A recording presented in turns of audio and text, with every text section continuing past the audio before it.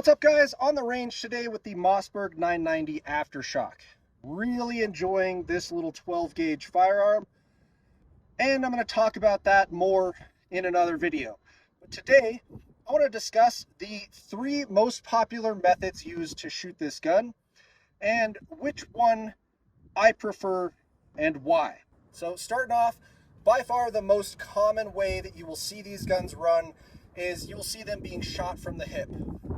They are pinning the rear of the grip here, just above the hip, into the little edge of the belly and the soft spot between the top of the iliac and the bottom rib, or you'll see them running actually on the hip or on the rib.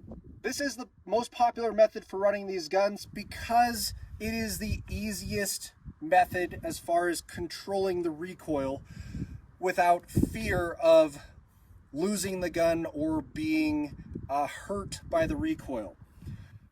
But it is by far the least effective way to run these guns with precision.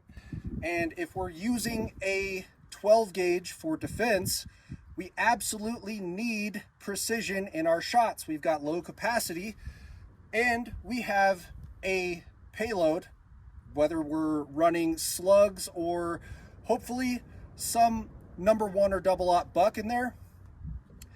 Even if we're running the loosest patterning buckshot, that buckshot is only going to give us about a 5-inch spread at 5 yards. Basically the common inside of a room, inside of a home shot distances. So we have to be precise because it's not about getting some pellets on target. It's about ensuring that we get all pellets on target. Any pellets that don't hit that target are going to go hit something else, and that something else might be someone that you care about. So we will be running this from the hip to demo. Second most popular method that I see to run this is one that is an order of magnitude more effective for precision and control, and that is what I have been told is called the Patrolman. Buddy of mine, Colton Miller, you can look him up and go see him at Thunder Ranch.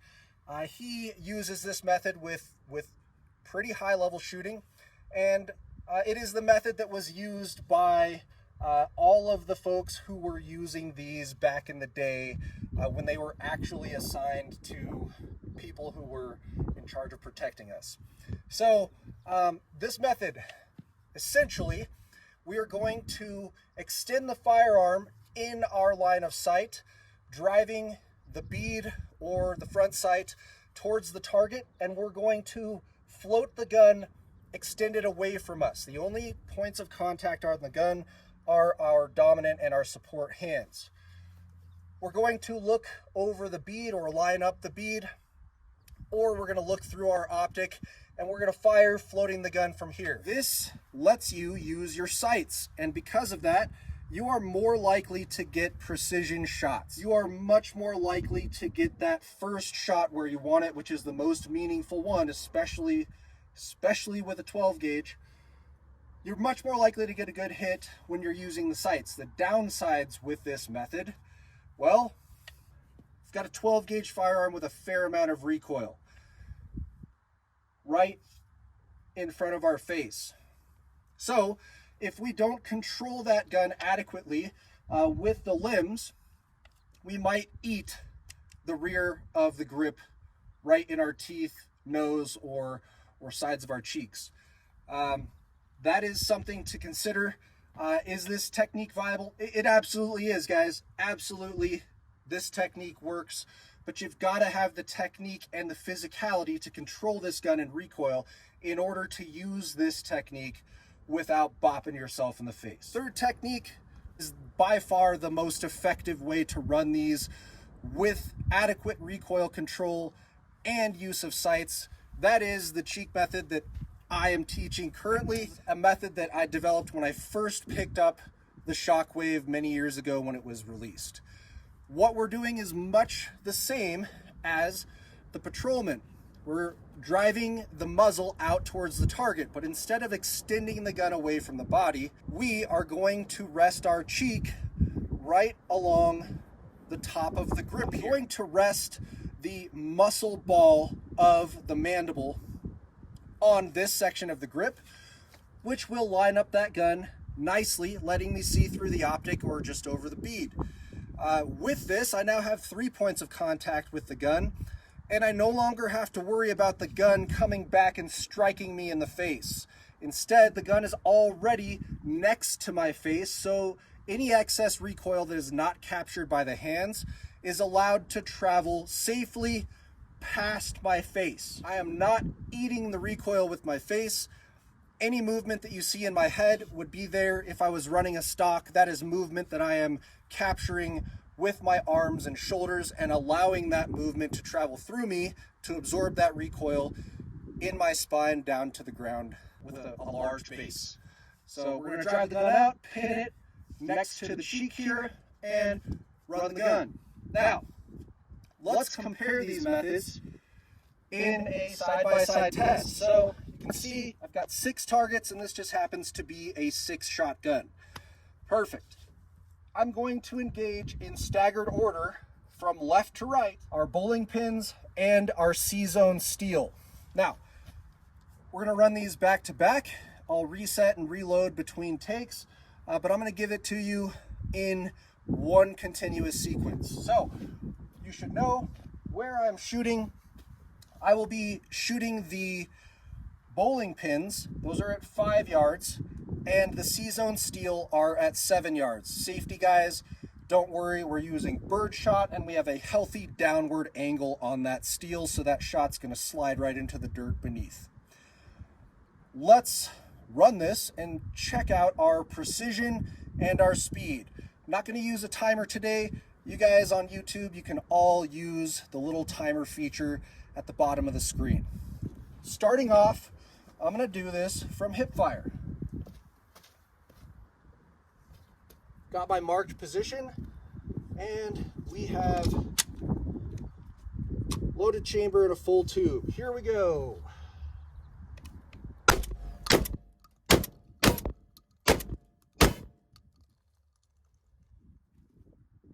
Two out of 6 hits. Not great, guys. Now, can you practice this exhaustively and make good hits with this? Certainly. We've got guys like Taryn Butler and Bob Vogel who will do trick shots like with a pistol, flicking a quarter in the air and shooting it with a handgun from the hip. You got guys like Jelly Bryce who taught similar no-sight shooting. But I'll tell you this, guys, most people can invest a large quantity of time into that technique, and the returns are not going to be great. You can get better, but you'll never be able to approach the speed and precision that you can get with the other 2 techniques that I'm going to show you. So I'm going to stand that one bowling pin up, load this up, and we'll run it again.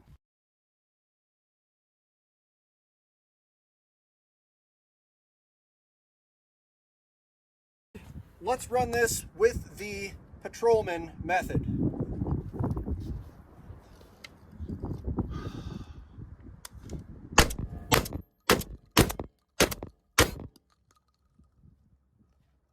Quite a bit different, right?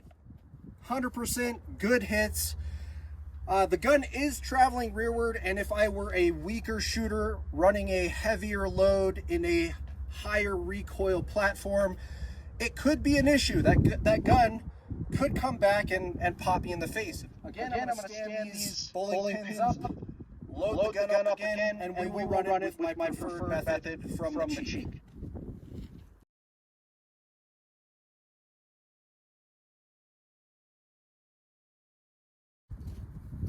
All right, guys, topped off with the same Walmart bird shot that we had before. Got those pins set up. They're a little more beat up now. Let's run this with my preferred method from the cheek.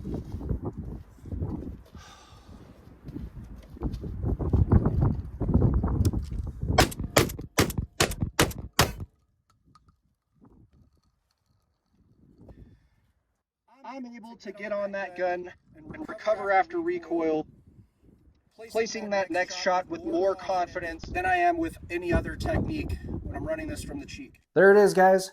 Of the three methods, I prefer cheeking that gun. It gives me the highest repeatability in my presentation, gives me the fastest presentation, and the easiest transitions, easiest management of recoil. I can very easily follow that dot through recoil because my optic is slaved to my eye via the cheek weld. So, gun nerds, I know you're going to ask, so here we go. The stuff on the gun. First off, it's a Mossberg 990 Aftershock. It's the 14-inch version of that gun. We have on the front here just an M-LOK Picatinny rail with a Streamlight Pro Tac on there. It's a very old light. It comes with a pressure pad. That's why I selected it. Playing around with the 9 o'clock and 3 o'clock mounts made for some awkward activation where I'd have to reach my hand further forward than I wanted. So if we're using this 4-end mount that's provided, we kind of need to find a way to bring the controls back. And this pressure pad with some double-sided tape lets me run the gun exactly how I want it. So works well. There are other options out there with a pressure pad. Pick your favorite. Moving back to the receiver, I've got a Monstrum Tactical rail. And no complaints, guys. It is a cheaper rail, Amazon available. I like the form factor of this because you can see there's not a lot hanging out on the rear of the receiver. So that lets me keep all of this open because I've got my cheek gliding here. And some of those rails that come back really far, they put a sharp surface a little closer than I want it. I've never contacted any of them. I've never had the gun drift rearward that much, but if I can get the sharp pointy surfaces away from my face, I will.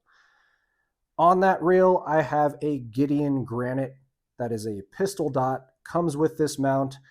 That's a really crisp green dot. It's a very bright dot. I like it. Very large window on that optic. And the battery on here, it's kind of a winner. There's no screws to get to the battery. I can unscrew that with my bare hands. It's 2032 battery, so I can pick them up at any convenience store. Last on here, and my favorite, obviously I'm biased, this is the Demonstrated Concepts recoil strap. I make these, so I designed this and we manufacture these all within the US with US components. You can pick these up at demonstratedconcepts.com. They're on the website. This is a pretty big game changer in allowing the gun to really be controlled with a single hand when you're doing manipulations. So, you know, I can loosely hold that gun and just support it with my middle finger here if I want to get to feed that. Makes it a lot easier to move around. Under recoil, it's a pretty big game changer as well because my hand can't slip forward. That means no banging the rear of the trigger guard with a knuckle, no slicing the webbing of your thumb and index finger with the safety. And if you want good precision, good trigger control is a thing.